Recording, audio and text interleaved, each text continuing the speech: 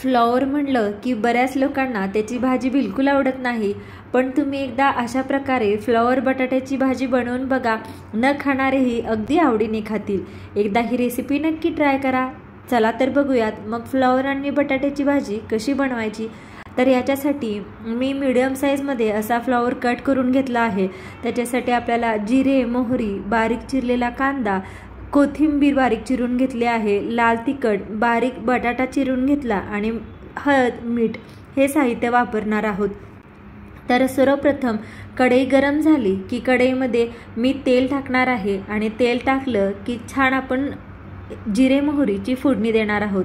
तेल गरम झालं की सर्वात प्रथम मोहरी टाकली आणि मोहरी मस्त तडतडली की त्याच्यामध्ये आपण जिरे टाकून घेणार आहोत। जिरे छान भाजले गेले की कांदा तेलामध्ये अगदी गोल्डन होईपर्यंत भाजून घेऊयात। कांदा आता छान भाजला गेला आहे। यामध्ये आता पाव चमचा मी हळद टाकत आहे आणि तेलामध्येच हळद भाजल्यामुळे कलर देखील छान येतो आणि भाजी देखील चवीला मस्त लागते। आता कांदा आणि हळद आपण छान परतून घेऊयात आणि हे परतून झाल्यानंतर याच्यामध्ये जो बारीक चिरलेला बटाटा घेतला होता आपण, तो बटाटा देखील या तेलामध्येच आपण परतून घ्यायचा। बटाटा तेलामध्ये परतल्यामुळे बटाट्याला खरपूस अशी चव लागते आणि तेलामध्ये परतल्यामुळे तो पटकन शिजला देखील जातो। आता बटाटा आणि कांदा आपण सोबत भाजून घेऊयात आणि याच्यामध्येच आता जो आपण बारीक चिरून कट करून घेतला होता फ्लॉवर, ते फ्लॉवर सर्व देखील तेलामध्ये टाकून परतून घेऊयात। बटाटा अगोदर टाकल्यामुळे फ्लॉवरची भाजी पटकन शिजते, म्हणून तेलामध्ये सर्व आपण हे छान परतून घ्यायचं आहे। आता आपण सर्व फ्लॉवर टाकून हे सर्व मिक्स करून घेऊयात। ही सर्व भाजी आता एकत्रित करून एकसारखी परतून घेऊया आणि त्याच्यामध्येच मी बारीक चिरलेली जी कोथिंबीर आहे ती कोथिंबीर देखील घातली आहे आणि आता हे सर्व एकसारखं तेलामध्ये छान परतून घेऊया। याच्यामध्येच आपल्याला चवीनुसार मीठ, घरचा जो मसाला असतो लाल तिखट मसाला किंवा आपण चटणी म्हणतो ती चटणी आणि एक पाव चमच्यापेक्षा कमी थोडासा गरम मसाला घालून भाजी परत एकदा सर्व मिक्स करून घेतली।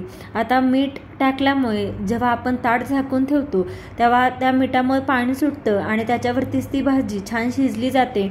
एक्स्ट्रा आपल्याला वरून पाणी घालायची देखील गरज भासत नाही। पण जर कधी भाजी नाही शिजली तर वरून अगदी छान पाण्याचा शिंतोडा द्यायचा आणि भाजी झाकून ठेवायची, त्यामुळे त्या वाफेवरती भाजी छान शिजली जाते। आता आपण ही भाजी एकसारखी परतून घेतली आहे। त्याच्यामध्ये आपण आता वरती ताट झाकून वाफ येण्यासाठी ही अगदी 2 ते 3 मिनिटं भाजी ठेवणार आहोत।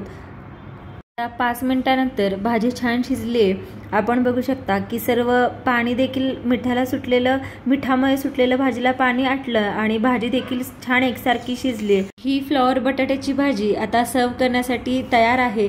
गरम चपातीसोबत किंवा भाकरीसोबत ही भाजी खायला अतिशय मस्त लागते। तुम्हाला जर ही माझी फ्लॉवर बटाट्याची रेसिपी आवडली असल्यास माझ्या मिसेस RYK या चॅनेलला नक्की सबस्क्राईब करा, व्हिडिओला लाईक करा, शेअर करा आणि कमेंट करायला विसरू नका। Thank you so much.